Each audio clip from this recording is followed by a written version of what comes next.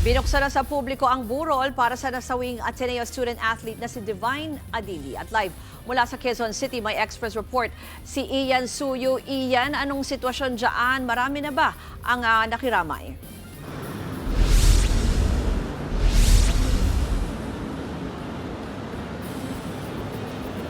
Ruth, dinala na nga dito sa Arlington Memorial Chapel sa Quezon City ang labi ng namayapang foreign student athlete na si Divine Adili. Isa nga siya sa dalawang student athlete ng Ateneo Blue Eagles na nalunod sa isinagawaang training camp ng kanilang kupunan sa Aurora last week.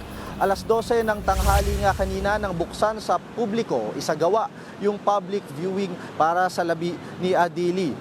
Bago dalhin dito, ibinurol muna mga labi ni Divine sa chapel sa loob mismo ng Ateneo de Manila University mula noong nakaraang linggo.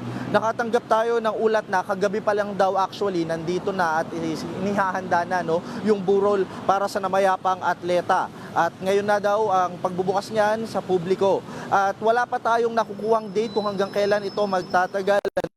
Pero sa ngayon, medyo mahigpit yung seguridad dito sa lugar bilang parte ng pagbibigay respeto na rin at paggalang sa mga nakikiramay. Actually, yung media nga as compared noong nakaraan, noong last week, pwede pang pumasok sa may lobby ng chapel yung mga miyembro ng media. Ngayon, hanggang dito na lang talaga kami, malapit sa may gate. Samantala, ilang mga kaibigan na rin ni Adili yung nagtungo rito. Kanina nakita na rin natin na nagsipagpasok na yung mga sasakyan dito, ng mga kapwa niya basketball players at mga kapwa niya rin mga student athletes.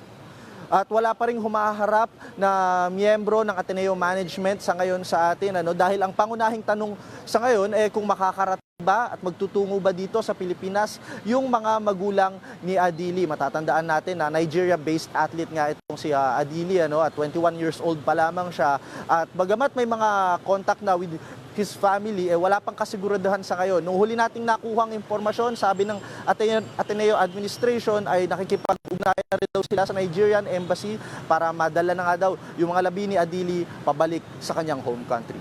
Yan muna ang latest mula dito sa Quezon City. Balik sa'yo, Ruth. Yan pong express report ni Ian Suyo. Mga kapatid, Ruth Cabalco, para sa mabilis na pasada ng mga balitang dapat niyong malaman, mag-follow at mag-subscribe sa social media pages ng News 5.